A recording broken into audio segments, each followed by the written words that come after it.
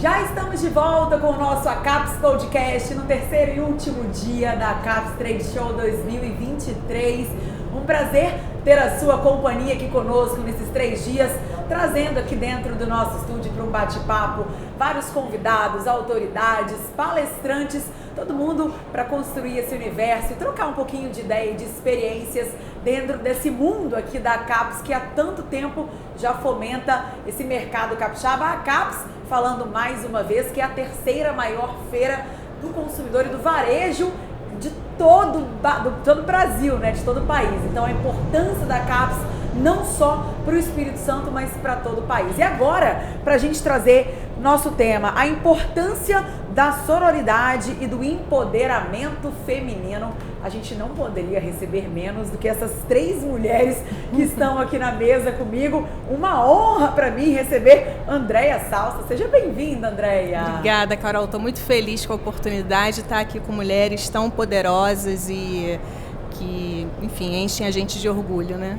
Muito obrigada. Ao lado de Andréia, nada mais, nada menos, ela que é diretora da Boais Alimentos, da família Boais. Seja bem-vinda, Eduarda. Obrigada, Carol. Um prazer enorme. E estou muito ansiosa já para a nossa palestra que a gente vai dar daqui a pouco, esse bate-papo que a gente vai ter sobre esse tema tão importante. E aqui ao meu lado, ela que é Procuradora-Geral da Justiça do Espírito Santo, uma honra receber a doutora Luciana Andrade. Ei, Carol, a honra é a minha de poder aqui estar compartilhando experiências, desafios, lutas, mas também muita alegria e estar celebrando ser mulher. Com certeza. Saudações tricolores, doutora. Tricolores. Segue a líder. Maravilhosa. Meninas, já começo perguntando para vocês. Como praticar a sororidade, Andréia? Eu entendo que sororidade é clássico, né? As mulheres que apoiam mulheres, né? Eu acho que é a celebração de mulher em lugar de poder.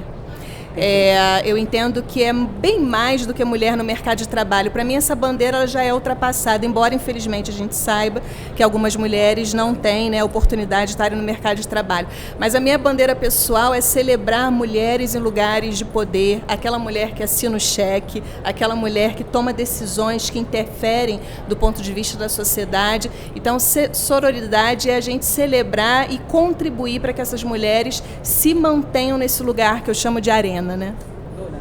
Eu acho que a Andréia já falou tudo, mas mesmo assim eu falo que juntas somos mais fortes.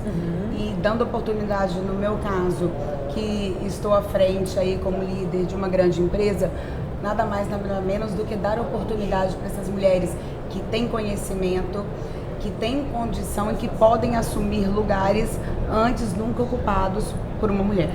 Então, o nosso papel nesse lugar é esse. Doutora Luciana também, que pega um cargo, digamos assim, né, de ser Procuradora-Geral de Justiça no momento, que não é muito tradicional, né, doutora, de ser ocupado por mulheres, né? Pelo menos não aqui no Espírito Santo. Engraçado que no Sudeste, que se fala locomotiva econômica do país, no Sudeste apenas o Espírito Santo, no Ministério Público, que elegeu mulher procuradora-geral. É o único estado, eu sou a terceira mulher, não sou nem a primeira, a terceira mulher promotora de justiça a ocupar a função de procuradora-geral de justiça no Sudeste. Não é tarefa fácil, como foi dito aqui, nós temos muitas mulheres assessoras, subordinadas, mas quando você tem uma instituição dessa de segurança, que envolve segurança pública, que envolve fiscalização, controle, processar autoridades, realmente é algo diferenciado. E já que nós somos a maioria da população brasileira, a maioria de mulheres inscritas na OAB, por exemplo, estão nos bancos da Faculdade de Direito, nada mais natural do que na instituição cidadã você ter mulheres nas suas chefias. E aí, Eduardo, eu aproveito para te perguntar, você vem de uma família muito tradicional, seu pai foi líder durante muito tempo, né? Como que foi essa transição de passar a liderança para uma mulher? Primeiro eu venho de uma família libanesa. Ou seja, né? Enraizada, né? Exatamente. No momento que nunca tinha tido uma mulher em cargo de chefia na empresa. Então a gente já começou a quebrar, eu já comecei a quebrar alguns paradigmas nesse momento. Mas eu sempre falei que eu sempre fui muito focada, fui embora daqui muito nova, fui estudar, fui buscar conhecimento, que eu falo que conhecimento é algo que ninguém tira de você. Sim. E no momento em que, de definição, se eu voltaria para Vitória para trabalhar na empresa da família ou não, ou continuar fora. Aí meu pai sentou para conversar comigo. Eu falei, que oportunidades que eu vou ter dentro da empresa? Nós vamos mudar essa cultura machista que vem aí do meu avô e que meu pai já vinha mudando, mas nós vamos começar a quebrar essa barreira que tem e vou começar a ter oportunidade, primeiro isso, né? Ter oportunidade de assumir um cargo de liderança que nunca foi ocupado por outra mulher. Na verdade, família libanesa, só os homens da família que ocupavam e participavam dos negócios. Muitas famílias até só os homens trabalhavam, né? Exatamente. Então, comecei esses questionamentos, enfim, e fomos quebrando barreiras e mudando a cultura da empresa. Que essa foi a minha função aí desde quando eu voltei para Vitória e falar assim, o que a gente pode fazer? Temos tantas mulheres, como a Luciana falou, que estão estudando, que estão buscando conhecimento, que têm capacidade, se especializando, que têm capacidade. Só você olhar para as faculdades, quantas mulheres têm? Às vezes em cursos que não tinham nenhuma mulher e hoje tem. Então, quer dizer, nós começamos aí a trabalhar essas mulheres dentro da empresa, galgando posições, e hoje eu posso dizer que eu fico muito feliz que na minha equipe eu tenho mulheres gestoras, gerentes que ocupam, por exemplo, um cargo de logística, que nunca foi ocupado por uma mulher antes na empresa, um cargo de marketing, na área da controladoria, em lugares que antes a gente nunca teve. Então, vamos dizer, eu sinto que estamos cumprindo o nosso papel. Com certeza. Andréia, como que o empoderamento feminino pode transformar a vida de uma mulher? Principalmente quando a gente fala de cargos de liderança, cargos de chefia, como que isso transforma a vida de uma mulher? Eu digo que uma mulher no lugar de poder, ela interfere na vida da menina que está nascendo nesse momento na maternidade. Eu acho que nós quatro aqui, né, Carol? Porque você também, num lugar de muito destaque, poderia ter um homem aqui, concorda? Conduzindo esse podcast, é você, e eu celebro por ser você. Então, eu acho que o fato de nós estarmos aqui em lugares de destaque, a gente, sem dúvida, está abrindo espaço para essa menina que está nascendo nesse momento na maternidade. Eu nunca acho que e nunca vou defender o movimento nós contra eles. Eu acho que os homens são fantásticos na nossa vida. A gente, muito pelo contrário, tem que aprender muito com eles, inclusive a se proteger, né? Então eu entendo que o empoderamento feminino, ele abre espaço e dá oportunidade para que outras mulheres olhem e falem assim, eu também posso ser uma vice-presidente de uma empresa, eu posso ser uma procuradora-geral e eu posso liderar a comunicação e ser convidada, enfim, eu dentro dos meus papéis. Então, para mim, o empoderamento é a abertura de espaços para mulheres que querem também ocupar lugar de destaque. Perfeito. Luciana, hoje você, no cargo, né, no cargo que você ocupa, o que você pontuaria com o maior desafio nessa caminhada de liderança? O desafio, penso eu, para a maioria das mulheres é conseguir conjugar a vida pessoal com a vida profissional, que parece que a gente tem que fazer o dobro, lutar o dobro, entregar o dobro para ter realmente a credibilidade. Então a gente sai todo dia de casa, parece que está devendo, aquela sensação de culpa, né? Eu tenho uma menina em casa, eu tenho um marido em casa, eu tenho a própria casa, e você parece que está sempre devendo, sempre está em culpa. Como lidar com esses sentimentos que acabam na nossa mente, na cultura da sociedade. Então, realmente, estar lidando também com a família para que ela seja um apoio e um ambiente de mais receptividade para essas funções que a gente exerce. Eu vejo muitas vezes que eu convido colegas para participarem, por exemplo, de um grupo de combate ao crime organizado, e sempre vem essa fala, mas a minha família, mas o meu filho. Então a gente precisa dessa sororidade das mulheres, mas também dos nossos companheiros, dos nossos filhos. A gente está multiplicando isso em casa. Como que eu faço? Às vezes eu fecho o olho, não sei se tem roupa lavada, não sei se tem comida no armário. Faz um miojo. E eles se viram, e isso que é bacana, você saber que você tem esse apoio, não são todas que têm, e a gente realmente está também estimulando que os nossos homens, né, os nossos companheiros, os nossos filhos, também multipliquem isso para fora, porque muitas vezes eles sofrem um preconceito por serem feministas. Meu marido fala, eu sou feminista, não é? E fica feliz por a gente estar exercendo um cargo e uma função relevante. E às vezes há um estranhamento entre os próprios homens por conta desse apoio, né? Que não é cultural, não é cultural. Então a gente precisa estimular mais isso. Com certeza. Duda tem uma família, a sua família, o núcleo familiar ali, marido, 2 filhos homens, é a única mulher de casa, né?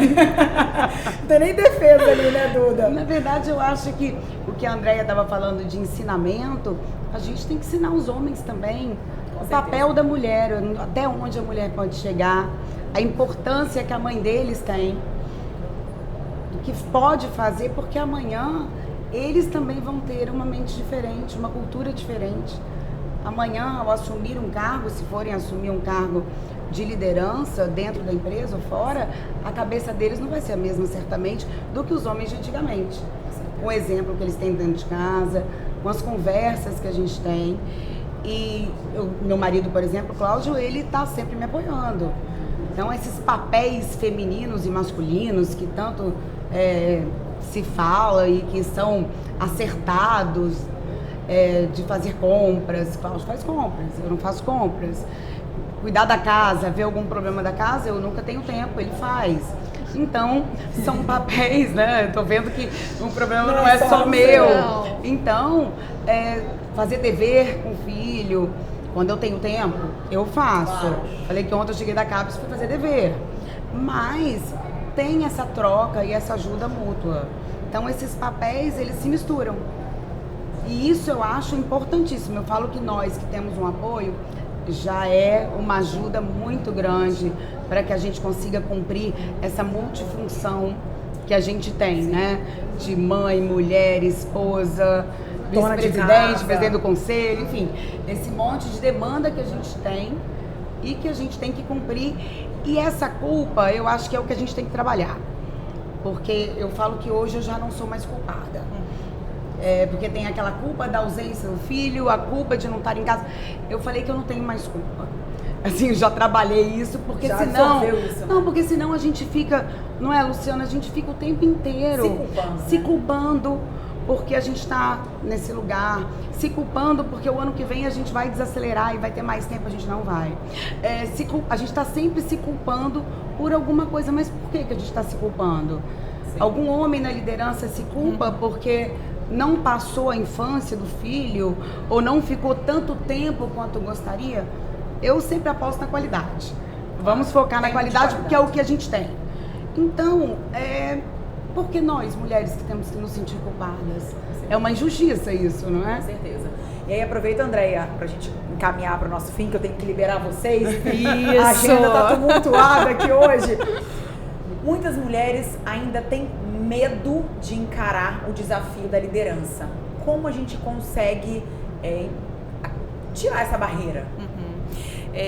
Inclusive, vou dar um pouquinho de spoiler aqui do que eu vou falar daqui a pouco, né? Porque tem alguns estudos que já comprovam, inclusive da HP, né? Um estudo muito sério, que para ocupar lugar de liderança, os homens, eles precisam se sentir no máximo 60% preparado. Nós, mulheres, temos algumas questões sabotadoras. A gente só quer ocupar lugares de poder se a gente se sentir 100% preparada.